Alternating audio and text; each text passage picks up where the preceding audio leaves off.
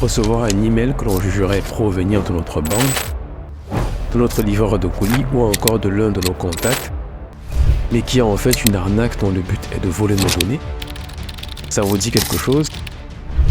Ce phénomène très répandu dans le monde de la cybercriminalité prend de plus en plus d'ampleur et touche des milliers de victimes chaque année. Aujourd'hui, nous allons vous parler de l'un des plus grands groupes de pirates spécialisés dans ce genre d'attaque, Lockbit.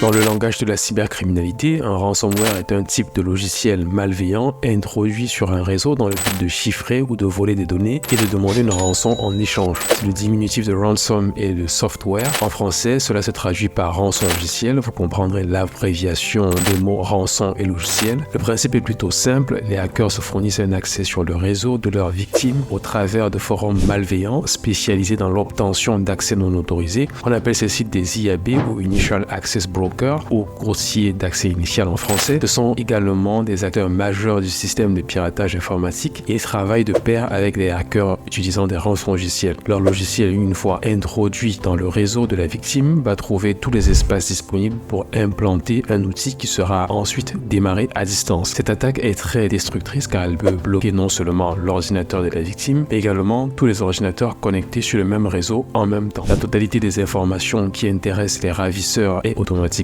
chiffré et les victimes n'ont plus accès à rien. Imaginez un hôpital dont tout le réseau informatique est bloqué et toutes les données sont volées. C'est typiquement ce qui est arrivé au groupe belge Vivalia en 2023. Au cours d'une attaque, il y a un certain nombre d'étapes que les pirates vont devoir exécuter pour accéder aux informations sans se faire repérer par les utilisateurs ou les logiciels antivirus. Une fois qu'ils ont l'accès initial via l'exploitation d'une vulnérabilité, les méthodes d'hameçonnage ou en volant des identifiants, ils vont exécuter leur malware et le déployer au sein du réseau. Ensuite, ils devront s'assurer que leur accès au réseau est assez solide. Pour cela, ils vont utiliser des accès utilisateurs bien connus du réseau. À partir de là, leur objectif est d'obtenir le plus d'accès possible aux différentes couches du réseau. Pour cela, ils vont tenter d'accéder, par exemple, au compte administrateur. Parallèlement au déploiement, ils vont s'assurer de ne pas être repérables par les systèmes de défense. Pour cela, ils vont garder une copie de tous les mots de passe, désinstaller les antivirus et utiliser des applications telles que Blister Loader pour dissimuler leur code. Une fois bien installés, avec un accès solide et peu de risques de surveillance, ils vont explorer le réseau et toutes les machines et disques externes qui y sont connectés. Ce n'est qu'à partir de là qu'ils pourront archiver toutes les données en format zip et les exfiltrer. L'historique est supprimé, les données sont directement chiffrées, les fonds d'écran et icônes sont remplacés par ceux de Lockbit 3.0 et les sauvegardes automatiques du disque sont supprimées. La victime ne pourra en aucun cas espérer récupérer ces données sans payer la rançon. Les paiements se font toujours en Bitcoin ou autres crypto-monnaies qui sont quasiment intraçables. Si la victime décide de ne pas payer la rançon, les données sont alors publiées sur le dark web. Imaginez par exemple des listes de numéros de carte bancaire, des pièces d'identité, etc. Et dans ce domaine du rançon logiciel, Lockbit s'est imposé depuis des années grâce à des méthodes très efficaces. On vous explique tout de suite de quoi il s'agit.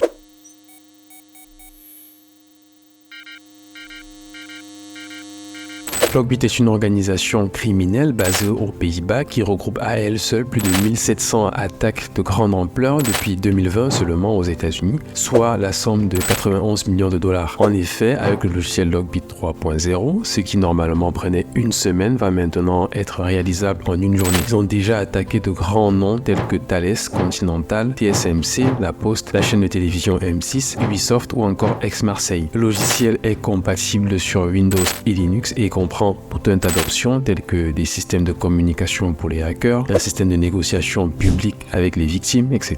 Lockbit a inventé le concept de RAS, Ransomware as a Service, qui met sur le marché leur logiciel directement plutôt que les services d'un hacker. Ce logiciel peut être utilisé pour des attaques de double extorsion qui volent et chiffrent les informations, mais également de triple extorsion qui bloquent tout le réseau sur lequel il est implanté. C'est au hacker de paramétrer le comportement du logiciel en fonction de la victime qu'il souhaite attaquer. Mais comment Lockbit a-t-il atteint un tel niveau de perfectionnement? C'est grâce à son business plan novateur dans le monde de la cybercriminalité. Laissez-moi vous expliquer.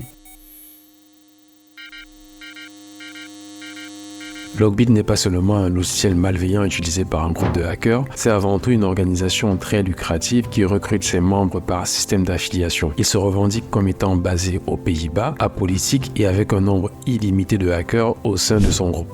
Imaginons que je suis un hacker souhaitant avoir accès au logiciel Logbit 3.0 pour gagner de l'argent. Je me rends sur leur forum, j'y trouverai un formulaire à remplir, des conditions à respecter, bref, un entretien d'embauche classique. Il est toutefois recommandé de connaître quelqu'un dans l'organisation qui puisse se porter garant pour moi. Parmi les règles à respecter, on notera l'interdiction formelle de bloquer les infrastructures liées à l'énergie, telles que les centrales nucléaires. Cela dit, il n'est pas interdit de leur voler des informations. Il est également interdit d'attaquer les pays de l'ex-Union soviétique. Il semblerait que de nombreux membres soient originaires de ces pays. En revanche, ils incitent grandement à attaquer les institutions légales comme les postes de police pour chasser les criminels ainsi que les institutions gouvernementales qui ont de gros moyens. Une fois affilié, je peux commencer à utiliser le rançongiciel tout en versant 20% de mes gains à Logbit. Sur leur site, on peut voir toutes les attaques des affiliés, celles dont les victimes n'ont pas payé et dont les informations ont été publiées, ainsi que celles toujours en cours avec le montant de la rançon et le temps restant avant publication des informations. Pour de nombreux hackers, les informations publiées valent de l'or. Alors comment se protéger de ces attaques? Est-il possible d'échapper à un groupe d'une telle envergure?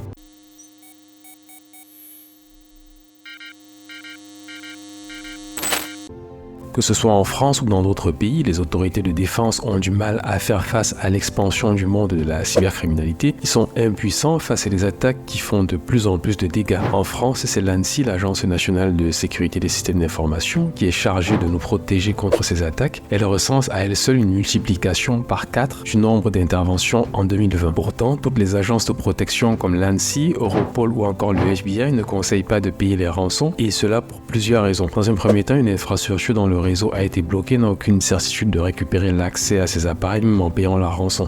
De plus, les agences de protection s'inquiètent grandement de l'enrichissement de ces groupes criminels du web. En effet, il est très rare de récupérer l'argent dérobé. Les cybercriminels sont difficiles à localiser, souvent basés en Ukraine ou encore en Russie. On retrouve régulièrement des lettres de l'alphabet cyrillique dans les codes sources de malware. De plus, tout comme Logbit, la plupart des cyberattaques ne ciblent pas les pays de l'ex-Union soviétique.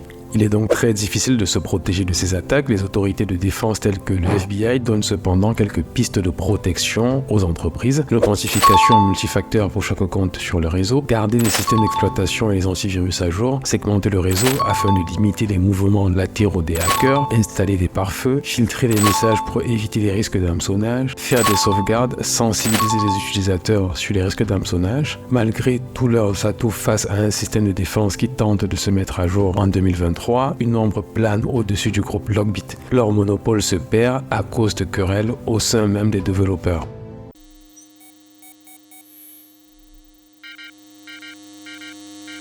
C'est le 21 septembre 2023 que le drame se produit.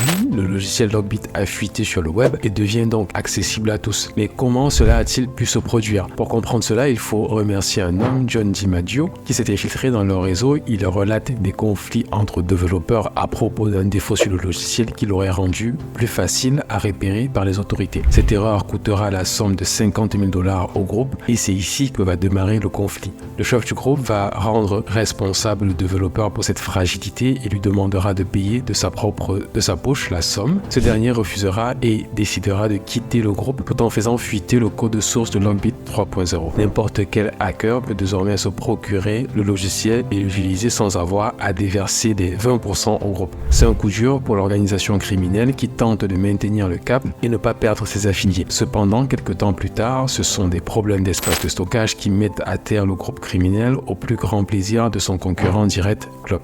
Suite à l'opération Chronos coordonnée par Europol le 19 février 2024, les forces de l'ordre ont mis la main sur l'infrastructure utilisée par Logbit. D'ailleurs, ce message apparaît sur le site de Logbit. Cette opération, qui a duré plusieurs mois, a été menée par les pays en rouge sur la carte et a permis, entre autres, le démantèlement de 34 serveurs dans plusieurs pays, le gel de 200 comptes de crypto-monnaie et 2 acteurs de Logbit ont été arrêtés en Pologne et en Ukraine à la demande des autorités judiciaires françaises. D'après VX Underground, Logbit serait en train de préparer une nouvelle plateforme. No More Ransom a également mis en place un outil de déchiffrement des données chiffrées par Logbit. Cet outil gratuit est disponible sur le site No More Ransom. Avant de l'utiliser, je te recommande de bien lire le guide d'utilisation. Voici donc l'état des lieux actuels du plus grand groupe de cybercriminels à nos jours, Logbit. Évidemment, leur système est en péril mais tournerait toujours. Reste à savoir comment ils vont rebondir. Affaire à suivre. Nous voici à la fin de notre plongée dans l'univers de Lockbit. J'espère que cette vidéo t'a plu. Si c'est le cas, mets un like pour m'aider à promouvoir la chaîne. N'oublie pas de t'abonner à la chaîne pour plus de contenu sur la cybersécurité et les technologies. On se retrouve bientôt pour une nouvelle vidéo. En attendant, je te recommande la vidéo suivante.